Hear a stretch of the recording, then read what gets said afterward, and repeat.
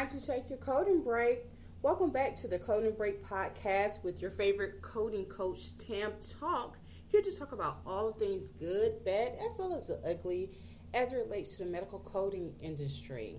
So on this episode, I am serving as a reminder for you all to secure your ICD-10-CM codes for 2026. For those of you who are new, the 2026 codes go into effect on October 1st of this year. So you have less than really 2 weeks to obtain your ICD-10-CM 2026 books or have access to those 2026 code updates. So based upon AI, as I'm reviewing, there are 487 new diagnosis codes that were added. There has been 38 codes that were revised and 28 codes that were invalidated or deleted. Again, there are 487 new diagnosis codes that were added for 2026, and there were 38 codes that were revised and 28 codes that were invalidated or deleted for 2026. And again, these codes go into effect October 1st, 2025, which is less than 2 weeks away. So some of the specific code examples where there may have been new codes added, revised, or deleted. One is chronic ulcers. There has been a release of 100 new codes for chronic non-pressure ulcers, and these are categorized by site and severity. Pain codes, there are new specific codes for pelvic and perineal pain. It's going to replace the previous general code, and this is a new one for me. Cannabis hyperemesis syndrome. Cannabis hyperemesis syndrome, or CHS, is a new code, and that code is R11.16 to report cannabis hyperemesis syndrome, or CHS. There are 9 new codes for eyelid inflammation. These codes are going to be more site-specific, again, to replace the general code of H01.8, and of course, there's other digits that come after that. But the base code or the home code is H01.8. Again, this is in regards to the eyelid inflammation. They have released 9 or going to release 9 new codes that are going to be more site-specific. And again, this is to replace the general codes.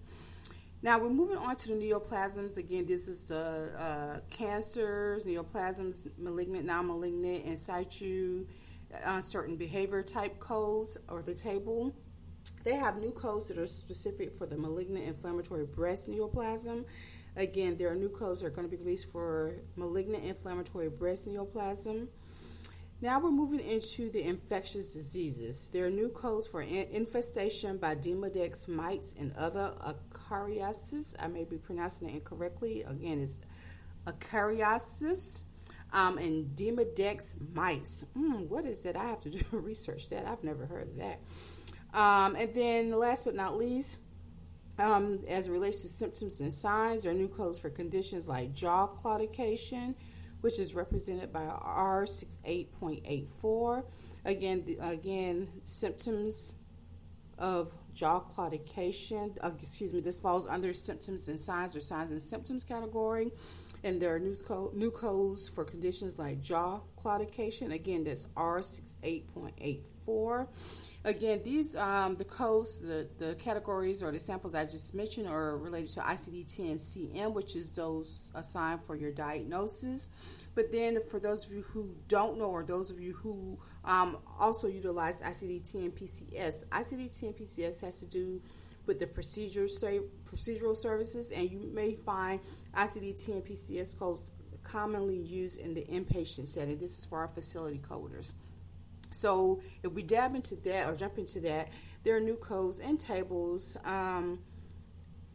for the ICD-10 PCS, and again, they're saying that they've added 156 new codes and 4 new tables. 156 new codes and 4 new tables. Now, the new procedural table 0C1 is for cricothyroidotomy procedures in the mouth and throat. And I'll repeat that. Cricothyroidotomy procedures in the mouth and throat. And then there's new procedure table code for, again, 09X for transfer procedures in the ear, the nose, and the sinus systems.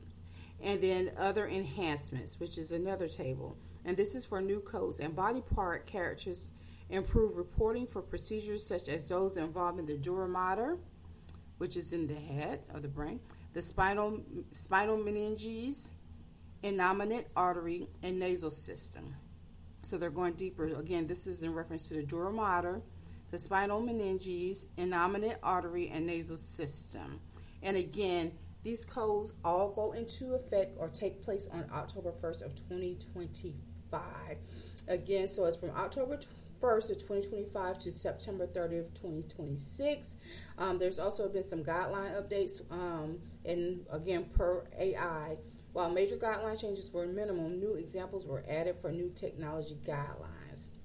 And the impact, these updates enhance clinical specificity, support accurate reporting, and reflect advances in medical knowledge and terminology. And so for those of you who aren't able to afford the new books at this time, I have the new code listing as well as the new ICD-10 guidelines on my website, and you're able to download it for free so that you can at least have access to it until you're able to afford your ICD-10 2026 manual. Again, I have uploaded the ICD-10-CM codes for 2026 as well as the ICD-10 2026 coding guidelines on my website, and I will leave that in the description box. Again, you're welcome to go to the resource page or tab on my website and download that information for free. Again, as I mentioned, there are a lot of changes that are occurring within the ICD-10 realm for 2026. As mentioned, some of those include new diagnoses and new guidelines to support the advancements in healthcare as it relates to technology. So again, you want to be able to make sure you're able to review those codes, especially if you're in a specific specialty and what I've mentioned does impact or has an effect on your particular specialty. You want to make sure you are up to date with those codes, or at least have access to those codes come October 1st, because those codes will go into effect October 1st of this year, again, which is less than 2 weeks away. So again, you want to make sure you have that information. So of course, we're going to, as we get into the coding break, more episodes, we're going to delve a little deeper into some of the changes that are closely or fastly approaching.